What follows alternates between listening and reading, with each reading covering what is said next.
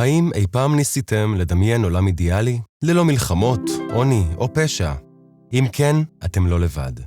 אפלטון דמיין רפובליקה מוארת שנשלטת על ידי מלכים פילוסופיים. הרבה דתות מבטיחות אושר אחרי המוות, ובמהלך ההיסטוריה, קבוצות שונות ניסו לבנות גן עדן עלי אדמות.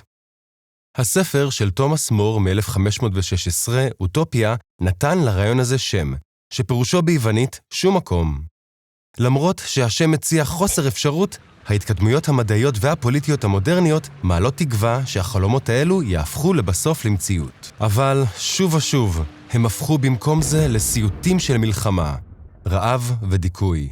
וכשהאמנים התחילו לפקפק בחשיבה האוטופית, הז'אנר של דיסטופיה, המקום הלא טוב, נולד.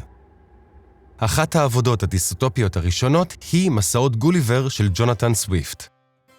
במהלך מסעותיו, גוליבר נפגש בחברות דמיוניות. כמה מהן נראות מרשימות בהתחלה, אבל מסתבר שהן פגומות מאוד. על האי המעופף, לפוטה, מדענים ומתכננים חברתיים עובדים על שיטות ראוותניות וחסרות ערך, בעודם מזניחים את הצרכים הפרקטיים של האנשים למטה. ולהווינם, שחיים בהרמוניה לוגית מושלמת, אין שום סובלנות לחוסר שלמות של אנשים אמיתיים. בספר שלו, סוויפט מייסד תבנית לדיסטופיה, בה הוא מדמיין עולם בו טרנדים מסוימים בחברה המודרנית נלקחים לקיצון, מה שחושף את הפגמים המובנים. והמאות הבאות ייתנו הרבה חומר. הטכנולוגיות התעשייתיות שהבטיחו לשחרר את העובדים, קלעו אותם במשכנות עוני ומפעלים במקום. בעוד הטייקונים נעשו עשירים ממלכים. עד סוף המאה ה-19, רבים חששו מההשלכות של מצבים כאלה. מכונת הזמן של היי גימל ווילס תיארה מעמד עליון ופועלים שהתפתחו למינים שונים. בעוד עקב הפלדה של ג'ק לונדון מתאר אוליגרכיה טירנית השולטת על המונים מוזנחים. המאה החדשה הביאה עוד שינויים מרגשים ומפחידים. התקדמויות ברפואה אפשרו להתעלות מעל מגבלות ביולוגיות, בעוד המדיה אפשרה תקשורת מיידית בין מנהיגים והציבור. בעולם חדש ואמיץ של אלדוס הקסלי, אזרחים מהונדסים גנטית ומותנים לבצע את תפקידיהם החברתיים. בעוד פרופוגנדה וסמים שומרים על החברה שמחה, זה ברור שכמה אלמנטים אנושיים חיוניים נאבדים. אבל הדיסטופיה הידועה מכל לא הייתה דמיונית בכלל. כשאירופה סבלה מלחימה מבוססת תעשייה, תנועות פוליטיות חדשות השתלטו.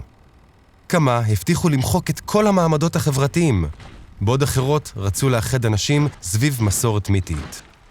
התוצאות היו דיסטופיות אמיתיות, בהן החיים עברו תחת העין הקפדנית של המדינה.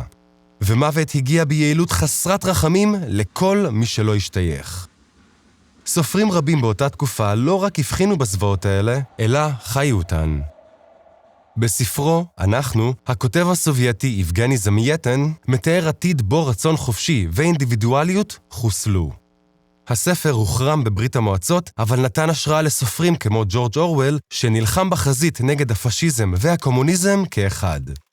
בעוד ספרו, חוות החיות, חיכה במדויק את המשטר הסובייטי, הקלאסיקה 1984 הייתה ביקורת רחבה יותר על הטוטליטריזם, המדיה והשפה. ובארצות הברית, ספרו של סינקלר לואיס, זה לא יכול לקרות פה, חזה כמה בקלות הדמוקרטיה יכולה להתדרדר לפשיזם.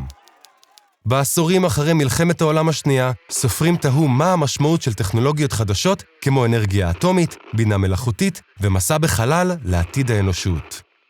בניגוד לדעות פופולריות של התקדמות זוהרת, מדע בדיוני דיסטופי התרחב לסרטים, קומיקס ומשחקים. רובוטים פנו נגד יוצריהם, בעוד מסכי הטלוויזיה שידרו בידור המוני קטלני. עובדים עבדו בפרך במושבות חלל מעל כדור הארץ מרוקן ממשאבים עם ערים צפופות ומלאות בפשע. ועדיין, פוליטיקה מעולם לא הייתה רחוקה. עבודות כמו דוקטור סטרנג'לאב והשומרים חקרו את האיום האמיתי של מלחמה גרעינית, בעוד לבנדטה וסיפורה של שפחה הזהירו כמה בקלות הזכויות שלנו יכולות להיעלם במשבר. והדיסטופיה הבדיונית של היום ממשיכה לשקף חרדות מודרניות בנוגע לאי שוויון, שינוי אקלים, כוח הממשל ומחלות גלובליות. אז למה לטרוח עם כל הפסימיזם?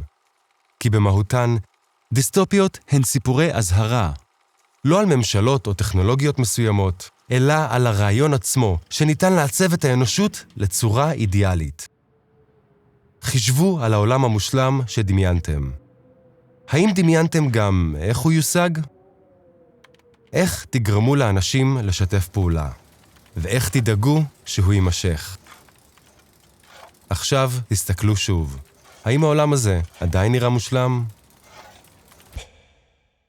המשיכו ללמוד עם הסרטונים האלה, ואל תשכחו להירשם. לעולם אל תחמיצו את ההזדמנות ללמוד משהו חדש.